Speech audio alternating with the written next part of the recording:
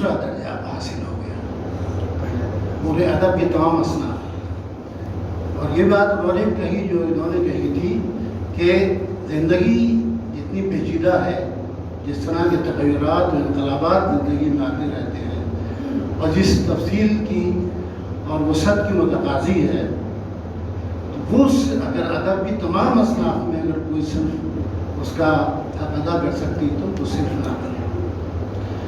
تو میں اس رائے کو صوبے ریمارک سمجھتا ہوں، اس لیے کہ یہ بات جو ہے یہ پوری طرح صحیح نہیں ہے۔ یہ بھی کہہ سکتا آدمی جب اس نے بالاستیاب ادب کو نہیں بنایا، اور پورے ادب کا مطالعہ بالاستیاب کرنا یقیناً مشکل کام ہے، آسان ہے بھی نہیں۔ اس کے بعد انہوں نے لکھا کہ دوسرے درجے تک ناول آ گیا، اس کو لوگ دوسرے درجے کو متمکن ہو گیا آگے۔ پھر سن 70 کے بعد جو نئی نسل آئی تو اس نے بڑی ہلچل پیدا کی، لیکن افسانے کے تعلق سے۔ اور اس کے کچھ دن بعد انہوں نے 3 ناول آئے، اور اس میں انہوں نے عبدالصمد کے ناول دو گز زمین، وطن کے ناول پانی، پیغام آفاقی کے ناول مکان کا ذکر کیا، اور کہا کہ اس کے بعد ناول ہے آج تمام اصناف میں پہلے درجے پہ متمکن ہے۔ تو یہ عجیب و غریب منطق ہے، اور جن ناولوں کا ذکر کیا گیا ہے میں نہیں سمجھتا کہ وہ اردو کے بہت بڑے ناول ہیں۔ آپ اتنے لوگ یہاں بیٹھے ہیں، فکشن پڑھتے ہیں، آپ کی بھی یقیناً کوئی نہ کوئی رائے ہوگی۔ ارے بھائی فرد اللہ حیدر کے ناول اس سے پہلے لکھے گئے ہیں، فرحان حسین کے ناول لکھے گئے ہیں، عبداللہ حسین کے ناول لکھے گئے ہیں، بہت بڑے ناول ہیں۔ تو ہلچل ان ناولوں نے مچائی 70 کے بعد۔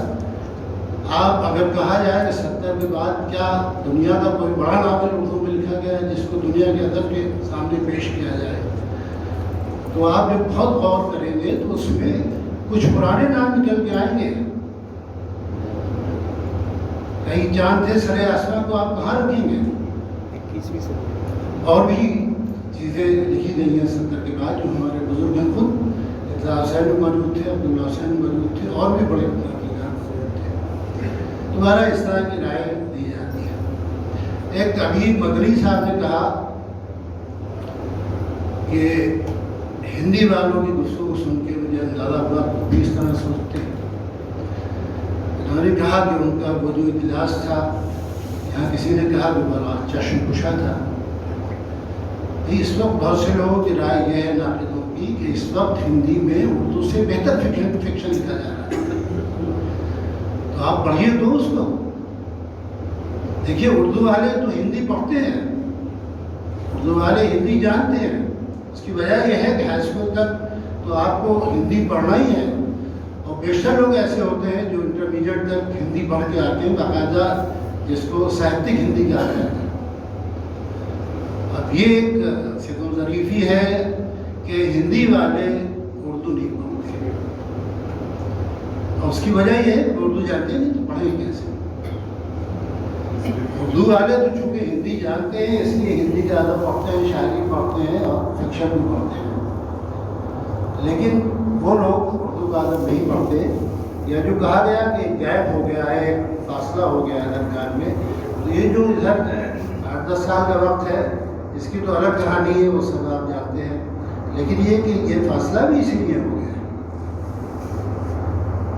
کہ وہ ایک دوسرے کے ادب، ایک دوسرے کی چیزیں جو ہے اس سے جو تعلق کبھی پہلے ہوا کرتا تھا اب نہیں ہے، اب نہیں پڑھا جا رہا ہے۔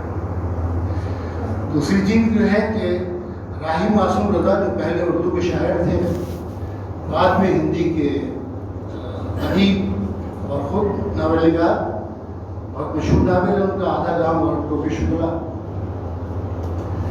وہ یہ رائے دیتے تھے کہ اردو کا ادب اور اردو کی شاعری جو ہے اگر وہ ہندی اسکرپٹ پہ لکھی جائے تو وہ زیادہ مقبول ہوگی، اس کی رینج بڑھ جائے گی، زیادہ لوگ اس کو پڑھیں گے۔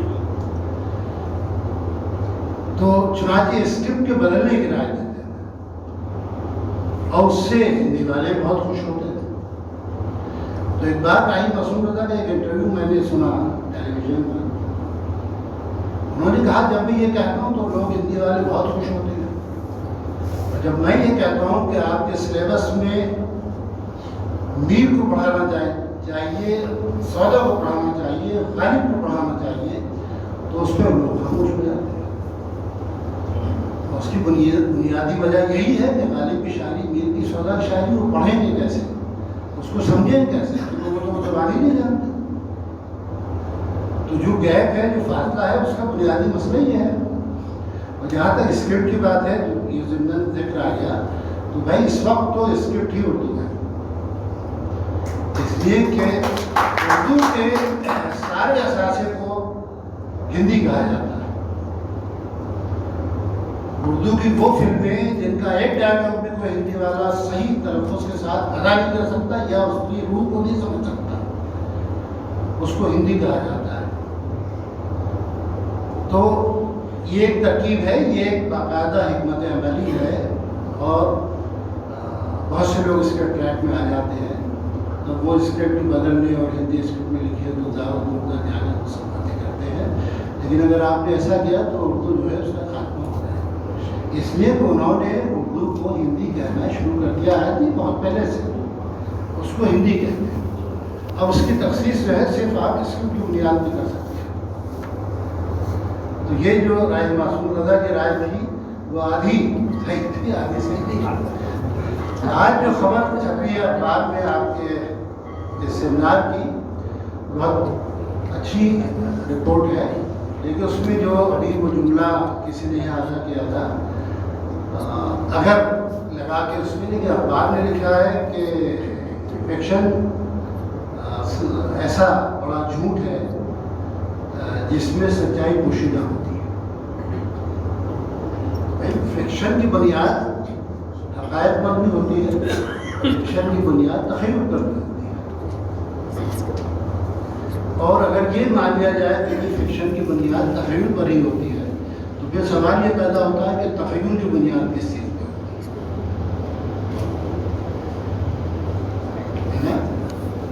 مثلاً میر انیس نے کہا تھا کہ ایک پھول کے مضمون کو، ایک پھول کا مضمون ہو تو 100 رنگ سے باندھ، اور 100 رنگ سے باندھنے کی جو انہوں نے بات کہی، مطلب یہ آپ جب کلی کی شکل میں آتا ہے، پھول نمو ہوتی ہے، تو اس وقت آپ کو بہت سی چیزیں اسے دیکھنے کے بعد آپ کے خیال میں آ سکتی ہیں۔ آپ کا تخیل، بلکہ آپ کا جو تخیل شعور ہے وہ اس کو بہت سی شکلیں دے سکتا ہے، اس سے زندگی کی نمو بھی آپ کے سامنے آ سکتی ہے، انسان کا بچپن بھی آپ کے سامنے آ سکتا ہے۔ اس کے بعد جب وہ تر و تازہ ہوتا ہے اور شگفتہ ہو جاتا ہے، اس سے شراب، اس سے رنگ، خوشبو، حسن، اور جس طرح سے زندگی پر پروان چڑھتی ہے، اس کی بہت سی شکلیں آپ کے سامنے آ سکتی ہیں، اور جب آخر میں مرجھاتا ہے اور بکھر جاتا ہے تو اس سے زندگی کا فنا ہونا یا درد، کرب، موت، یہ تمام چیزیں بھی جو ہے اس کا آپ کے سامنے آتا ہے۔ تو 100 رنگ سے باندھنے سے مراد یہی ہے، لیکن یہ تمام چیزیں وہ ہیں کہ جن کا پہلے سے کوئی تصور آپ کے ذہن میں نہ ہو، آپ کے مشاہدے میں نہ ہو، تو تخیل میں نہیں آ سکتی وہ چیزیں۔ اگر آپ نے درد سے کسی کو تڑپتے ہوئے نہ دیکھا ہو، اگر آپ کے سامنے موت کے بہت سے مناظر نہ رہے ہو، نہ آپ نے دیکھا ہو، تو پھر آپ پھول کے بکھرنے سے زندگی کی فنا پذیری جو ہے اس کو اس طرح احساس نہیں کر سکتے۔ ثابت یہی ہوا کہ تخیل جو ہے اس کی بنیاد بھی تو حقائق پہ ہوتی ہے۔ تو زندگی اگر ہے تو ہر چیز ہے، زندگی نہیں ہے تو کچھ بھی نہیں ہے۔ تو بنیاد تو خیر سچی ہے، اس کی تمام سارے تخیلات کی بھی اور تمام جھوٹ کی بھی۔ تو یہ جب کہا جاتا ہے، میں اس کو مطلب اسی طرح سے کہا گیا، یوں بھی کہا جا سکتا ہے کہ فکشن ایک ایسی سچائی ہے کہ جس میں جھوٹ پوشیدہ ہوتا ہے، اور وہی جھوٹ اس کو فن ایک پیس آف آرٹ بنا دیتا ہے۔ شاعری میں جو مبالغہ جو کیفیت پیدا کرتا ہے، جو معنی آفرینی پیدا کرتا ہے، جو اس کے معنی کے مختلف رخ و پہلو پیدا کرتا ہے، تو اس لیے مبالغہ جو ہے بہت بڑا آرٹ بن جاتا ہے اس میں۔ میں غلو کی بات نہیں کر رہا، میں مبالغہ کی بات کر رہا ہوں. تو یہ بہت بنیادی چیزیں ہیں. اور ابھی کہا کسی نے کہ صاحب موضوع جو ہے فن سے زیادہ اہم ہوتا ہے فکشن میں. دیکھیے جتنے اس کے اجزاء ہیں وہ سب اپنی جگہ اہم ہیں. بہت پرانی بحث ہے شاید. دیکھیے تنقید جو ہے یہ اکثر شکایت کرتے ہیں ناقدین، خاص طور پہ فکشن کے ناقد، جیسے بھی کہا گیا کہ صاحب اس پہ اس طرح توجہ نہیں دی گئی. تو بنیادی وجہ یہ ہے کہ اردو میں اور اس سے پہلے فارسی اور عربی میں شاعری کی تنقید کے اصول باقاعدہ متعین ہوئے. فکشن کی تنقید کے اصول آج بھی متعین نہیں ہے. آپ بتائیے کوئی کتاب ہو جس میں فکشن کی تنقید بتایا گیا ہو کہ تنقید کیا ہوتی ہے اور کیسے کرنی چاہیے، کیا اس کی بنیاد ہوگی. تو تنقید جو ہے وہ تو پوری کی پوری وہ اس کی بنیاد جو تھی وہ شاعری ہی تھی. اس کی بنیاد فکشن کبھی نہیں رہا. فکشن پہ بعد میں دوسری طرح سے لوگوں نے سننا شروع کیا، لیکن فکشن کی تنقید کے اصول آج بھی طے نہیں. تو جب وہ ہوا تو اس میں دو چیزیں سامنے آئیں فکشن شاعری کی تنقید میں بہت شروع میں، اور وہ اس سے پہلے اردو سے پہلے فارسی اور عربی سے وہ چیزیں آئیں کہ لفظ اہم ہے کہ معنی اہم ہے. لفظ کا مطلب یہ ہے کہ حیت اہم ہے یا جو اس میں کہا جا رہا موضوع اس کا وہ اہم ہے. بات یہاں کہی گئی کہ صاحب موضوع جو ہے وہ اہم ہے فن سے زیادہ. تو اب شبلی کا زور تھا لفظ کی طرف یا اسلوب کی طرف. صاحب بات تو کوئی بھی ہو، معمولی بھی ہو، اگر اسے بہت بہتر انداز میں کہہ دیا جائے تو وہ اہم ہو جاتی ہے. بہت اہم بات جو ہے بہت ہی غیر اہم انداز میں کہہ دی جائے تو اس کی اہمیت ختم ہو جاتی ہے. لیکن حالی کا یقیناً چونکہ وہ تو مسئلہ تھے، وہ پیغام دینا چاہتے تھے تو ان کا جھکاؤ معنی کی طرف تھا. لیکن انہوں نے یہی لکھا ہے اور بھی لوگوں نے لکھا اور سمجھ میں بھی آتی ہے بات کہ لفظ اور معنی جو ہے دونوں کی اہمیت ہے. اسی کو آپ کسی بھی موقع نہیں دے سکتے. وہ آپ کا مطمع نظر ہے کہ آپ پیغام رسانی کر رہے ہیں یا فن پیش کر رہے ہیں، یہ ایک الگ معاملہ ہے. تو یہی معاملہ اس کا بھی ہے. اگر وار اینڈ پیس ٹالسٹائے کا بہت بڑا ناول ہے، اس میں متعدد کردار ہیں، وہ اتنا عجیب و غریب ناول ہے. اختر انصاری ایک بار اس پر گفتگو کر رہے تھے، جو اختر انصاری بہت پڑھے لکھے آدمی تھے اور دنیا کا ادب انہوں نے پڑھا تھا. انگریزی کے حوالے سے رشین اور فرینچ لٹریچر اور تمام لٹریچر انہوں نے اور بہت کچھ اس میں لکھا بھی ہے. انگریزی میں بھی لکھا ہے، اردو میں بھی لکھا ہے. تو اردو، فارسی، انگریزی تین زبانوں کا ادب جو بالستیاب انہوں نے پڑھا تھا. وہ انہوں نے یہ 12 کے بارے میں ان کی رائے تھی کہ ساتھ 3 وہ اتنا ضخیم ناول ہے، اس کو ایک بار پڑھنا ہی جو ہے بہت آسان کام نہیں ہے. 3 بار انہوں نے پڑھا اور وہ انہوں نے کہا کہ ہر بار اس کے نئے معنی جو ہے ان پہ منتشر ہو. اور اس میں اس طرح کا پلاٹ نہیں ہے جیسے عام طور پہ ناول میں ہوتا ہے. اس میں کرداروں کی تعداد بہت ہے، اس کی ضخامت غیر معمولی ہے. اور اس کا موضوع جو ہے 12 اینڈ پیس تو ہے لیکن پوری زندگی ہے اس کے حوالے سے. تو وہاں موضوع بھی اہم ہے اور فن بھی اہم ہے. اس لیے کہ کسی بھی موضوع کو اگر ابھی مدنی صاحب نے کہا تھا، کسی نے کہا یہاں سے کہ فنکار جو ہے مصور ہوتا ہے، فوٹوگرافر نہیں ہوتا ہے. لیکن فوٹوگرافر بھی تو فنکار ہوتا ہے. فوٹوگرافی جو ہے صرف کیمرہ سامنے کر کے یہ کر دینا کام نہیں ہے. فوٹوگرافی بہت بڑا فن ہے اور دنیا کے جو بڑے فوٹوگرافر ہوئے ہیں ان کو بڑے بڑے انعامات ملے ہیں، ان کو بہت کچھ لکھا گیا ہے. وہ الگ بات ہے کہ آپ جس زاویے سے کہہ رہے ہیں کہ فنکار فوٹوگرافر نہیں ہوتا ہے بلکہ مصور ہوتا ہے، ٹھیک ہے، بات اپنی جگہ درست ہے. لیکن فوٹوگرافر کی فنکاری جو ہے اس سے انکار نہیں کیا جا سکتا اس دنیا میں. تو موضوع بھی اہم ہے، ایپ بھی اہم ہے اور زندگی سب سے بڑی چیز ہے. سب چیزوں کی بنیاد اسی پہ ہے. فکشن یقیناً جو ہے وہ کوئی سراسر جھوٹ نہیں ہوتا، اس کی بنیاد حقائق پر ہوتی ہے. اور ادارہ ادب اسلامی نے یہ موضوع منتخب کیا. یہ بھی کہا گیا ابھی کہ یہی موضوع کیوں رکھا گیا, دوسری اصناف جو ہیں وہ کیوں نہیں رکھی گئی. میں سمجھتا ہوں کہ آئندہ جب غور کریں گے تو دوسری اصناف پر بھی کچھ سیمینار ہوں گے, خاص طور سے جو ہمارا نان فکشنل ادب ہے اور وہ بھی بہت وسیع و وسیع ہے, اس میں متعدد جو اصناف ہیں اس کے تحت اس پہ بھی نان فکشن پہ بھی سیمینار ہونا چاہیے اور گفتگو ہونی چاہیے. اور یہ موضوع بھی اپنی جگہ اہم رہا. اور عام طور پہ لوگ سمجھتے ہیں کہ اگر اسلام کی بات ہے یا کسی مذہب کی بات ہے تو سب فکشن سے تو شاید مذہب دور ہی رہتا ہے. تو آپ نے ثابت کیا نہیں, ایسا نہیں ہے. ادب بہرحال ادب ہے, چاہے فکشن ہو یا جو بھی ہو, اس میں گفتگو ہو سکتی ہے.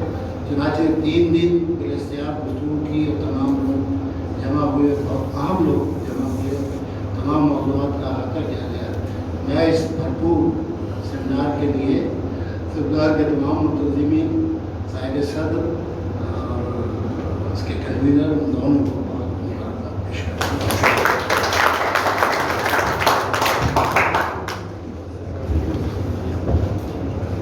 استاد محترم نے بےحد اہم مدعوں کی گرہ کشائی کی ہے. ہم بےحد ممنون ہیں پروفیسر شیخ رسول صاحب کے. حاضرین محترم, ابھی میں آپ کے سامنے میرے سامنے ایک مصنف کا پروفائل ہے. میں صرف تصنیفات کے نام لوں گا, اس کے بعد میں بتاتا ہوں وہ صاحب کون ہے. حصار یہ افسانوں کا مجموعہ ہے. حصار محمود و ایاز چوسر کا محور.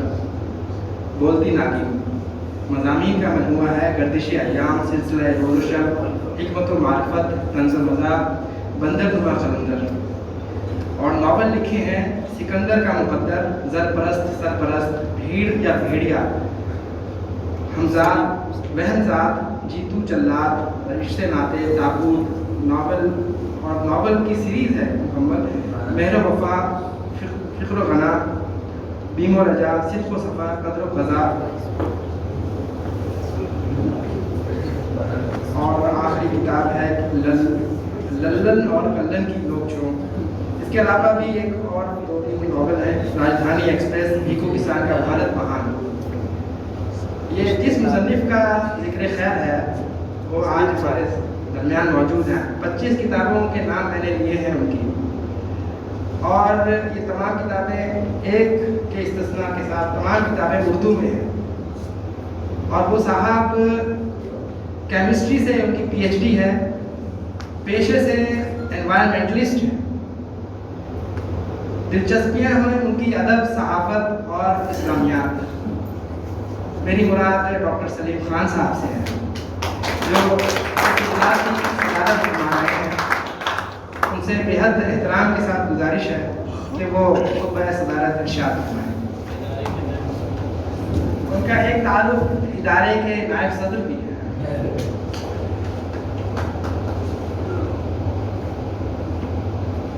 رب العالمین, الصلاۃ والسلام علی رسول اللہ وعلی آلہ وصحبہ اجمعین.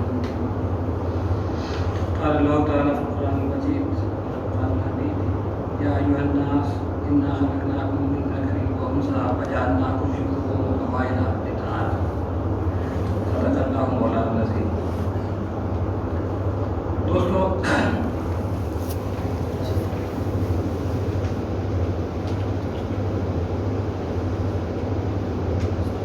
یہ جو آخری سیشن ہے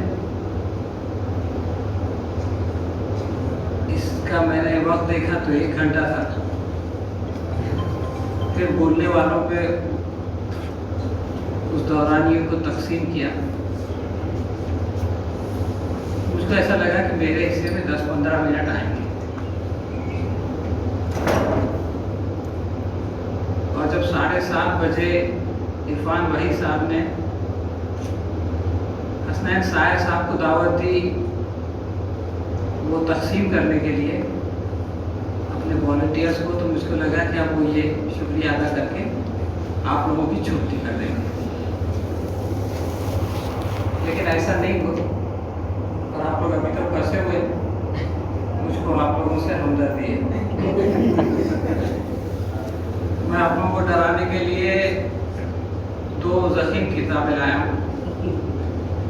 हिंदी का जब भी सेशन हुआ उसमें 2 लोगों ने एक किताब आप लोगों को दिखाई, और मैं जो है वो 2 किताबें उसके बराबर आप लोगों को दिखा रहा हूँ।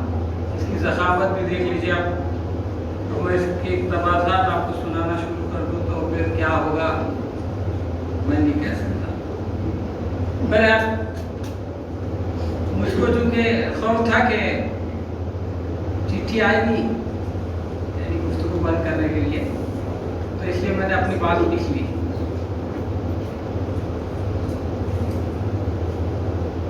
आज मैं जो बात आपसे कहने वाला हूँ इससे कबल ये बता दूँ कि मैं क्या कहने वाला था जो अब नहीं कहूँगा। मेरा इरादा असलम जमशेदपुरी साहब की पिछले साल शाये होने वाली ये किताब उर्दू नावल और नावलत, तारीख, तनकीद और तज्ज़िया, और प्रोफेसर अली अहमद फातमी साहब की किताब बिल्कुल अपने कॉन्फ्रेंस के मौजू पे, सिर्फ अपने यहाँ उर्दू नहीं है, इसका नाम है उर्दू नावल समत और रफ्तार। ये 2023 में छपी है, यानी अभी हाल में, और बिल्कुल अप टू डेट किताब है। तो मैंने ये सोचा था कि ये 2 किताबों की मदद से थोड़ा बहुत आप लोगों के सामने पेश कर दूंगा और अपनी जान छुड़ा लूंगा। लेकिन कलीदी खुतबे में कुछ बातें, बहुत सारी बातें बहुत अच्छी आई, मैंने बहुत कुछ उससे सीखा, लेकिन उसमें कई सवालात भी आ गए। और मैंने सोचा कि आप सिर्फ मैं ये किताबों के नाम आपको बता दूं ताकि आप पढ़ लें और आपको पता चल जाए कि मैं क्या कहने वाला था इसके बारे में, और उन सवालात के हवाले से कुछ बातें करूं जो कि कलीदी खुतबे में हमारे सामने आए थे। जिन लोगों ने कलीदी खुतबा सुना है उनको जो है वो ये बातें ज़्यादा रेलेवेंट लगेंगी और ज़्यादा उसकी मानवीयत को लोग महसूस कर सकेंगे।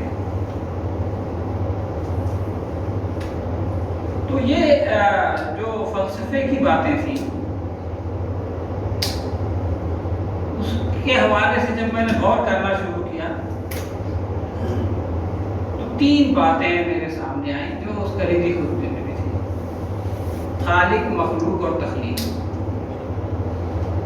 और मैं इसी हवाले से कुछ बातें कहने की जसारत करूँगा। इन तीनों में तख्लीक से पहले खालिक और मखलूक का जिक्र होना चाहिए मेरे ख्याल में। और कॉन्फ्रेंस का मौजू गो के नस्र की एक सन्फ नावल है, मगर इब्तिदा शेर से करते हैं क्योंकि बनती नहीं है बादो सागर कहे बगैर। गालिब तो मशाले हक पर गुफ्तगू के लिए भी इसे लाजिम करार देते हैं। खैर, मिर्ज़ा नौशाह का ही एक शेर है: न था कुछ तो खुदा था, कुछ न होता तो खुदा होता। न था कुछ तो खुदा था, कुछ न होता तो खुदा होता। डुबोया मुझको होने ने, न होता मैं तो क्या होता। नावी की ज़बान में अगर इस शेर की तशरीह की जाए तो यहाँ 2 किरदार हैं, एक खालिक है और दूसरा मखलूक है।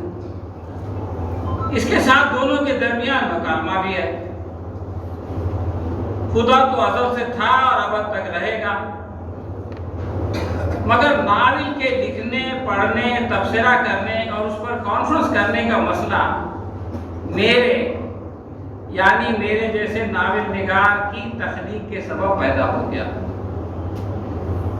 इसीलिए गालिब पूछते हैं कि अगर मैं ना होता तो क्या फर्क पड़ता। अल्लाह ताला ने नावल निगार को तख्लीक किया और उसको तौफीक व सलाहियत बख्शी कि वो नावल लिखे। इसी के साथ मुकम्मल आज़ादी भी दी कि जो चाहे लिखे। इरशाद रब्बानी है بے شک تیرا رب اگر چاہتا تو تمام انسانوں کو ایک گروہ بنا سکتا تھا، مگر اب وہ مختلف طریقوں پر ہی چلتے رہیں گے۔ لوگ جب مختلف انداز میں جیتے ہیں، انہیں انتخاب و اختیار کی مکمل آزادی حاصل ہے، تو وہ الگ الگ باتیں لکھتے بھی ہیں۔ یہ اور بات ہے کہ ان کا انجام خیر و بد اسی پر منحصر ہوتا ہے۔ آگے اپنی آزادی فکر و عمل کا غلط استعمال کرنے والوں کو خبردار کیا گیا ہے، یعنی اسی آیت میں، اور بے راہ رویوں سے صرف وہ لوگ بچیں گے جن پر تیرے رب کی رحمت ہے۔ اسی آزادی انتخاب و اختیار کے لیے ہی تو اس نے انہیں پیدا کیا تھا، یعنی ہم انسانوں کو، اور تیرے رب کی وہ بات پوری ہو گئی جو اس نے کہی تھی کہ میں جہنم کو جن اور انسان سب سے بھر دوں گا۔ انسانوں کی اس آزادی کو یقینی بنانے کے لیے یہ حکم بھی دیا گیا کہ دین کے معاملے میں کوئی زور زبردستی نہیں ہے۔ کوئی ادارہ، جماعت یا امت لوگوں پر زور زبردستی کر کے انہیں اپنے دین کا مطیع و فرما بردار نہیں بنا سکتی۔ اللہ تعالیٰ کی سنت آگے یوں بیان ہوئی ہے کہ صحیح بات غلط خیالات سے الگ چھانٹ کر رکھ دی گئی ہے۔ اب جو کوئی طاغوت کا انکار کر کے اللہ پر ایمان لے آیا، اس نے ایک ایسا مضبوط سہارا تھام لیا جو کبھی ٹوٹنے والا نہیں، اور اللہ جس کا سہارا اس نے لیا ہے سب کچھ سننے اور جاننے والا ہے۔ دوستو، جو پہلی آیت میں نے آپ لوگوں کے سامنے پڑھی تھی، اس میں بے راہ روی سے بچنے کی تصدیق کی گئی تھی، اور جو یہ دوسری بات ہے، یہاں راہ ہدایت پر چلنے کی ترغیب دی گئی ہے۔ آپ سوچ رہے ہوں گے کہ میں موضوع سے بہٹ کر کہیں اور نکل گیا ہوں۔ جی نہیں، حقیقت تو یہ ہے کہ اگر یہ آزادی میسر نہ ہوتی تو بات بات کے ناول عالم وجود میں نہیں آتے اور اس کانفرنس کا انعقاد بھی نہیں ہوتا۔ یہ سارا جھگڑا ہماری قبیل کے ناول نگاروں کے اندر پائی جانے والی تخلیقی صلاحیت اور آزادی کے استعمال کی وجہ سے ہے۔ اس مرحلے میں انسان اور دیگر مخلوقات کے درمیان فرق کو سمجھ لینا چاہیے۔ اللہ تعالیٰ نے کل کائنات تخلیق کی، مخلوقات عالم میں کچھ بے روح اور چند ذی روح ہیں۔ انسان کے علاوہ دیگر زندہ مخلوقات کو اپنی نسل جاری رکھنے کی صلاحیت تو بخشی گئی، لیکن انہیں تخلیق کا اختیار نہیں دیا گیا۔ حضرت انسان کو تخلیقی عمل کی آزادی سے نوازا گیا، اس لیے خالق حقیقی کے الگ حضرت انسان کو بھی مجازی خلاقی کا شرف بخشا گیا ہے۔ ان دونوں کے اندر فرق کو سمجھنے کے لیے علامہ اقبال کی مشہور فارسی نظم دیکھیں، جس میں وہ پہلے خدائی فرمان نقل کرتے ہیں، بہت مشہور ہے۔ جہاں راز آب و گل آفریدم، جہاں راز آب و گل آفریدم، تو ایران و تاتار و زنگ آفریدی۔ تین اشعار اس میں کہ میں نے جہان ایک پانی اور مٹی سے پیدا کیا، تو نے اس میں ایران، توران اور حبش بنا لیا۔ دوسرے شعر میں علامہ اقبال اللہ تبارک تعالیٰ کی ترجمانی کرتے ہوئے کہتے ہیں، میں نے خاک سے خالص اولاد پیدا کیا تھا، تو نے اسے شمشیر و تیر و توپ بنا لیا، تو نے اسے چمک کے درخت کاٹنے کے لیے کلاڑا بنا لیا، نغمہ گاتے ہوئے پرندوں کے لیے قفس بنا لیا۔ تو اس کے بعد اس کا جواب دیکھیں جو انسان کی طرف سے، تو شب آفریدی چراغ آفریدم، سفار آفریدی آیا، کہ تو نے رات بنائی، میں نے چراغ بنا لیا، تو نے مٹی بنائی، میں نے اسے پیار بنا لیا، تو نے بیابان، پہاڑ اور میدان بنائے، میں نے ان میں خیابان، گلزار اور باغ بنا لیے۔ میں وہ ہوں کہ پتھر سے آئینہ اور شیشہ بناتا ہوں، میں وہ ہوں کہ زہر سے شربت اور تریاق بناتا ہوں۔ تو دیکھیں، یہ ہے انسان کی تخلیق کے امکانات۔ جو علامہ اقبال نے بیان کیے ہیں کہ اللہ تعالیٰ نے جو تخلیقی صلاحیت دی ہے اس سے انسان جو ہے وہ کیا کیا بناتا ہے. پرسوں ایک مقالہ پڑھا گیا تھا رضی شاہ صاحب کی طرف سے. اس میں ایک جھلک یہ بھی تھی کہ اس آزادی کا استعمال انسان کیسے کرتا ہے اور کس غلط انداز میں کرتا ہے. تخلیقی عمل اگر حقیقی ہو تو اس میں آزادی کم ہوتی.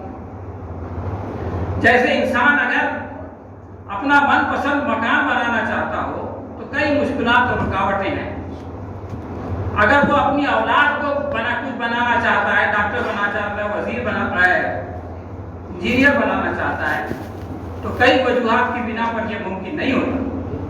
لیکن تخلیق کی مجازی دنیا میں مکمل آزادی ہے. یہاں انسان اپنی آزادی کا مکمل استعمال کر کے، یعنی انسان اپنی آزادی کا مکمل استعمال تو تخیل کے جہان میں ہی کر سکتا ہے. تخلیق کار اپنے قلم کی جنبش سے ایک امکانی دنیا تعمیر کر کے قارئین کو اس جہان کی سیر کراتا ہے جو موجود نہیں ہوتی. وہ مناظر دکھاتا ہے جو ویسے نظر نہیں آتے. ان لوگوں سے ملاتا ہے جن کا وجود نہیں ہوتا. وہ باتیں سناتا ہے جو قارئین کے حاشیے خیال سے پرے ہوتی ہیں. یہ فکشن کی مجازی دنیا ہے جو حقیقت تو نہیں ہوتی مگر موجود ہوتی ہے. دیکھیے آگے بڑھنے سے پہلے میں ایک مثال دینا چاہتا ہوں اپنے قاری کی. اس نے مجھ سے کہا کہ یار آپ نے اپنے ناول سے آپ نے فلاں کو کیوں مار دیا؟ کوئی ناول کے کردار کا نام تھا. تو میں نے کہا کہ یار وہ زندہ ہی کب تھا جو میں نے اس کو مار دیا؟ اس نے کہا نہیں، اس کے مرنے کے بعد وہ بیچ میں مر جاتی ہو کیریکٹر. اس نے کہا اس کے مرنے کے بعد 2 دن تک میں جو ہے اس کو آگے نہیں پڑھ سکا. تو یہ جو تعلق ہے، جو چیز موجود نہیں ہے اس کو پڑھنے والا جو ہے وہ موجود سمجھ لیتا ہے. یہ وہ صلاحیت ہے جو کہ اللہ تعالیٰ نے انسانوں کو دی ہے. اب یہ بات کلیدی خطبے میں بھی آئی تھی اور بعد میں بھی آج بھی آئی کہ فکشن جھوٹ ہوتا ہے. فکشیت سے وہ بنا ہے لفظ، مگر وہ جھوٹ اس وقت ہوگا جب اسے سچائی کہا جائے. جب آپ پہلے ہی اعلان کر دیں کہ یہ حقیقت نہیں فکشن ہے تو اس ڈسکلیمر کے بعد اب وہ جھوٹ نہیں ہے. جھوٹ نے جھوٹ کو کاٹ کر سچ بنا دیا. جس طرح ریاضی میں نفی ضرب نفی جمع ہوتا ہے، اسی طرح جھوٹ ضرب جھوٹ سچ ہوتا ہے. سچ کو جھوٹ کہنا یا جھوٹ کو سچ کہنا جھوٹ ہے، لیکن جس طرح سچ کو سچ کہنا سچ ہے اسی طرح جھوٹ کو جھوٹ کہنا بھی سچ ہے. ناول کی تخلیق کے حوالے سے قرآن مجید کی ایک آیت پر غور کریں جو میں نے شروع میں پڑھی تھی کہ اے لوگوں بے شک ہم نے تمہاری تخلیق ایک مرد اور ایک عورت سے کی اور تمہاری قومیں اور برادریاں بنا دی. اب آپ سوچیں کہ اللہ تبارک تعالیٰ اگر سب کو بالکل ایک جیسا بنا دیتا تو اس کے کیا مطلب؟ بھائی ایک مرد اور ایک عورت سے پیدا ہونے والے سارے لوگ ایک جیسے ہوتے، ان میں کوئی فرق نہیں ہوتا، کسی کی کوئی مخصوص شناخت نہیں ہوتی. آج یہ بات بہت زور و شور سے آئی کہ یہ جو ہے وہ شناخت کی ستیار آدمی اپنے تشخص کے لیے جو ہے وہ تشخص ہر ایک کا الگ الگ ہے تبھی نہ اس کے لیے لڑ رہا ہے. اگر ہوتا ہی نہیں یہ سب ایک جیسے ایک ہی ماڈل ایک ہی سانچے میں ڈھلے ہوئے سب لوگ پوری دنیا میں گھوم رہے ہوتے ہیں تو یہ تشخص لڑائی آتی کہاں سے؟ تو کوئی ناول کیسے لکھا جاتا؟ ہم افراد کے اندر فرق دیکھتے ہیں، حالات کے اندر تبدیلی دیکھتے ہیں، ان کے درمیان اختلاف و اتباع دیکھتے ہیں، تو اسی سے کہانی کا تانا بانا بنا جاتا ہے. ہم جو کچھ دیکھتے ہیں اس کے بعد سوچتے ہیں کہ کیا ہونا چاہیے اور پھر کیا ہو سکتا ہے کا مرحلہ آتا ہے. جو انسان بہرا ہوتا ہے وہ گونگا بھی ہوتا ہے کیونکہ جو آواز سنتا نہیں وہ آواز کیسے نکالتا؟ اور زبان تو آواز کا نام ہے. ہم سنتے ہیں کہ یہ ماں ہے تو ہم کہتے ہیں کہ یہ ماں ہے. اسی طرح जो हकीकत हम देखते हैं, इसका जिक्र अभी शेख रसूल साहब ने किया कि हर तखय्युल के पीछे एक हकीकत होती है, तो वो हकीकत जो है तखय्युल के जरिए से आगे बढ़ती है, और जब वो आगे बढ़ती है तो वो अफसाना और नावल बनती है। तो नावल की तख्लीक का सारा इन्हिसार कायनात की तनव्वुर और रंगारंगी पर है। इसीलिए शायर कहता है, चमन में इख्तिलाते रंगों से बात बनती है, हम ही हम हैं तो क्या हम हैं, तुम ही तुम हो तो क्या तुम हो। किरदारों के औसाफ की इंफरादियत के साथ साथ हालात और वाक़यात का उन्हें एक साथ जमा कर देना माजरा की बुनियाद बनता है। उनकी बाहमी इख्तिलाफ और इन्हिसार से कहानी आगे बढ़ती है। कॉन्फ्रेंस के पहले दिन नावल में इंसानी रिश्तों के हवाले से एक पर्चा था। बात यह है कि इसी ताने बाने से तो नावल बनता है। सवाल यह है कि इस इख्तिलाफ के पीछे कौन से अवामिल का फरमा है। इस सवाल का जवाब कुरान करीम में एक एतराज के जवाब में इस तरह है कि हमने ही उनके दरमियान मईशत की जिंदगानी दुनिया में तकसीम किया और बाज को बाज से ऊंचा बनाया ताकि वो एक दूसरे की खिदमत कर सके। यानी ये इस दुनिया की आखिरी हिस्सा है कि यहाँ जो है वो मुख्तलिफ लोगों का बाहमी एक दूसरे पर इन्हिसार है। इसी से दुनिया का कारोबार चलता है। खिदमत देने वाला और लेने वाला दोनों लाजिम और मलज़ूम है और एक दूसरे के मोहताज हैं।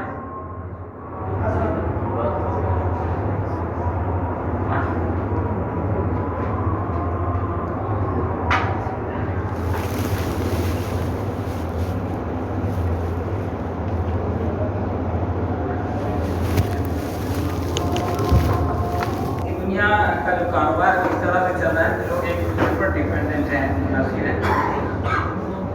और अल्लाह तबारक तआला अगर सबको एक दूसरे से बेनियाज कर देता तो ना माशरत होती, ना जिंदगी होती, और उनकी गैर मौजूदगी में ना कहानी होती और ना नावल होता।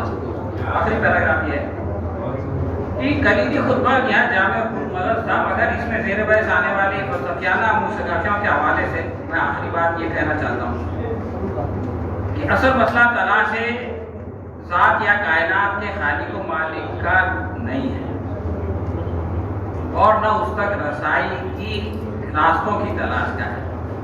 मैं कौन हूँ, इस कायनात से मेरा क्या ताल्लुक़ है और इसको बनाने वाले से मेरा क्या रिश्ता है। इन बुनियादी सवालात का जवाब देने के लिए किताब और पैगंबर आते रहे हैं, उनकी तालीम और उनकी सीरत मौजूद है। उनके जरिए पेश करदा आयात पर यकीन में इजाफे की खातिर कायनात में बेशुमार निशानियां फैली हुई हैं। ये निशानियां चांद सूरज जैसे बेजान अनासिर और इंसान और हैवान जैसी ज़ीरू मखलूक और गतीश अय्याम से रूनुमा होने वाले हालात और वाक़यात में है। हम उनका मुताला और मुशाहदा करके अपने ईमान और यकीन में इजाफा करते हैं और अमल और जिहाद के जरिए अपने मकसद हयात की तकमील के मौक़े तलाश करते हैं।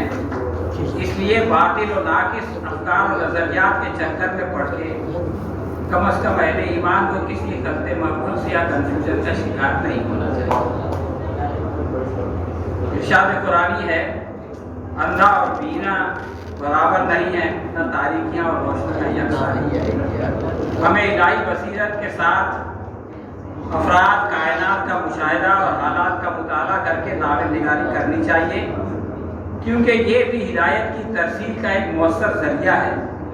इसीलिए अल्लाह की किताब में अहकामात, अंदाज़ और तफसीर के साथ अहसनुल क़सस भी मौजूद है और साथ में ये हुक्म दिया गया है कि फ़क़्सुल क़सस लिअल्लहुम यतफ़क्करून, बस तुम उनको किस्से या हिकायात सुनाओ ताकि ये गौर करें।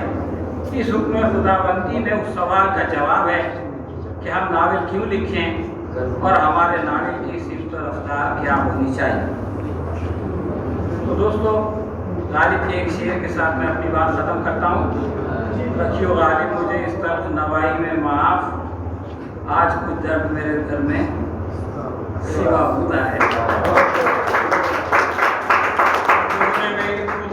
गुफ्तगू को गवारा किया, इसके लिए मैं आप सबका ममनून और मशकूर हूँ और इस कॉन्फ्रेंस को कामयाब करने वाले मेरे जान जिगर के टुकड़ों को ढेर सारी दुआएं देता हूँ और इसी के साथ इजाज़त चाहता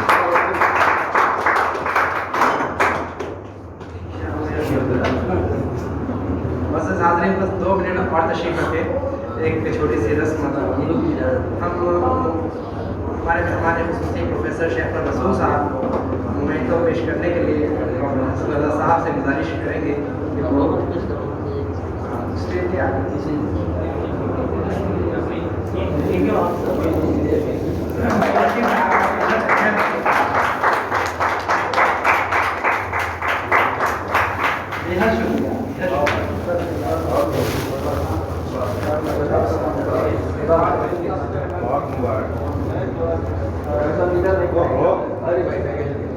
अभी एक ताज़ा वाक़या बताऊँ आपको। मैंने देखा कि इरफान भाई साहब का मोमेंटो रखा ही नहीं है। इन्होंने हरकत ये की कि अपना मोमेंटो अलग से छुपा के वहाँ रख दिया ताकि उनका नाम ना आ सके। मैंने निकाला है, दरख्वास्त है फिर एक बार उस्ताद मोहतरम से खिदमत में पेश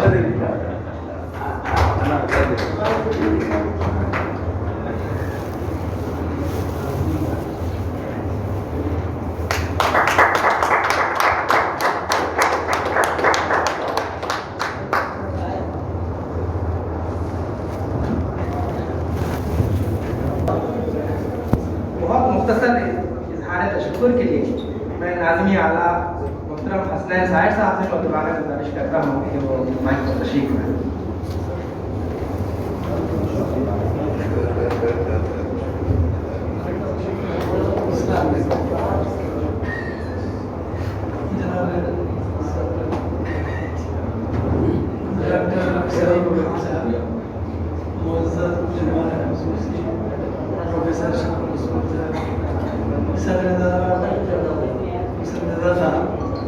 और इस कॉन्फ्रेंस के कन्वीनर और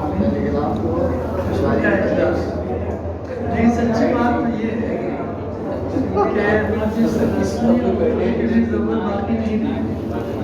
आपके सामने बड़े तवातुर के साथ इस इजलास के खूबी और किसी कदर खामी और डॉक्टर मुबशिर साहब का एहसास है वो कि जिसमें कुछ उनसे सौंपी होती है या हिदायतें भी हुई हैं, यकीनन इसमें कोई शक नहीं है। तो ये सारी चीज़ें आ चुकी हैं, अब उसका रियाजा करना कोई ज़रूरी नहीं महसूस होता। इसमें सबसे अहम बात ये है जो हमारे सामने या 15 शरीक रहे तलबा की एक बड़ी तादाद इसमें तीनों दिन पाबंदी के साथ आती रही और बड़े जोश लगन और शौक के साथ वो इस्तेमाल करती रही। यकीनन उनको हासिल हुआ होगा और ख़ुद मैंने ख़ास तस्वीर किया इस प्रोग्राम से। तो बहरहाल तो मैं ये अर्ज़ कर रहा था कि ये प्रोग्राम की जो खूबी थी वो सिर्फ इस वजह से थी कि हमने इस मौजूदा दौर के जो उलमाए अदब हैं उनसे हमने इस्तेफादे की कोशिश की, उनसे दरख्वास्त की, उन्होंने हमारी दरख्वास्त कबूल की, वो तशरीफ़ लाए और अपने ज़रिए ख़यालात का इजहार किया।